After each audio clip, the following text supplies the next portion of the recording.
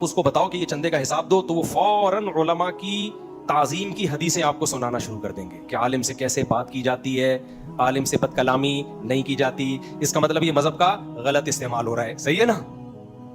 کیا خیال ہے بھائی؟ عالم ہو، امام ہو، جو بھی ہو بھائی، پیسوں کے معاملات میں شریعت نے سورہ بقرہ کی سب سے بڑی آیت ہی یہی ہے کہ پیسے کو معاملے کیا ہونے چاہیے، ایک ایک چیز کلیئر ہونی چاہیے.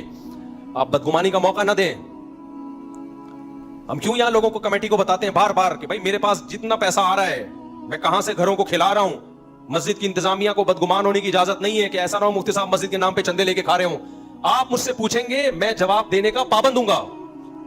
اگر مسجد کی انتظامیہ مجھ سے پوچھتی ہے مفتی صاحب آپ 2005 میں آئے تھے، آپ کے پاس ایک پھٹ پھٹی سی گاڑی تھی، پھٹ پھٹی سی بائک تھی، آج آپ ریوو میں گھوم رہے ہیں، ہمیں شک ہو رہا ہے کہیں ایسا تو نہیں کہ مسجد کے نام پہ دائیں بائیں سے چندے ہو رہے ہیں، تو مسجد کی کمیٹی یہ مجھ سے پوچھنے کا کی اہل ہے اور میرے اوپر لازم ہے میں کہ جواب دوں کہ یہ کہاں سے آیا پیسہ. اگر مجھے غصہ آ رہا ہے کہ تم کون ہوتے ہو پوچھ لے، ہاں ہر گلی محلے والا نہیں پوچھ سکتا، لیکن ہم جس انتظامیہ جس مسجد میں ہیں اس پہ خطرہ ہے کہ بھائی مسجد کے نام پہ پیسہ نہ کھا رہا ہو کہیں سے لے کے. لوگ کھاتے کہ نہیں کھاتے؟ مدرسہ ہوتا ہے، خطرہ ہوتا ہے مدرسے کے نام پہ پیسہ کھا رہا ہے. مدرسے کے محتمم سے اگر مدرسے کی انتظامیہ پوچھتی ہے، میں ہر گلی محلے والے کو یہ اتھارٹی نہیں دے رہا کہ چل کے روک کے پوچھے کہاں سے آ رہا ہے، ظاہر ہے اس کا تو کوئی انتہا نہیں ہے. پھر اگر مدرسے کی انتظامیہ کو محتمم نے یہ اتھارٹی دی ہے کہ مجھ سے پوچھو کہ یہ پیسہ میرے پاس کہاں سے آیا، جب مدرسہ بنا تھا اس وقت میں غریب تھا، آج مدرسہ ترقی کرتے ہی اتفاق سے میں بھی ترقی کر گیا ہوں، تو یہ ڈارون کی تھیوری کی طرح ایک اتفاق ہوا ہے کہ اتفاق سے بندر سے انسان بن گیا، یہ اس کی کوئی لاجک بھی ہے. تو میں بھی غریب سے اچانک مالدار بن گیا. محتمم سے لوگ پوچھنے کا یعنی حق رکھتے ہیں مسجد کی مدرسے کی انتظامیہ کہ محتمم صاحب جب آپ آئے تھے تو آپ کے پاس ایک پھٹ پھٹی سی موٹر سائیکل تھی، جیسے جیسے مدرسہ ترقی کر رہا ہے آپ بھی شادیاں کرتے چلے جا رہے ہو.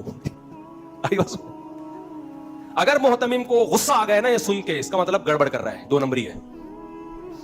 اور پھر مذہبی آدمی ہوگا نا تو مذہب کا لیبل لگایا، داڑھی رکھی ہوئی ہے میں نے، تمہیں شرم نہیں آتی داڑھی کا احترام نہیں کرتے؟ میں عالم ہوں، تمہیں شرم نہیں آتی علماء سے ایسی بات کرتے ہو؟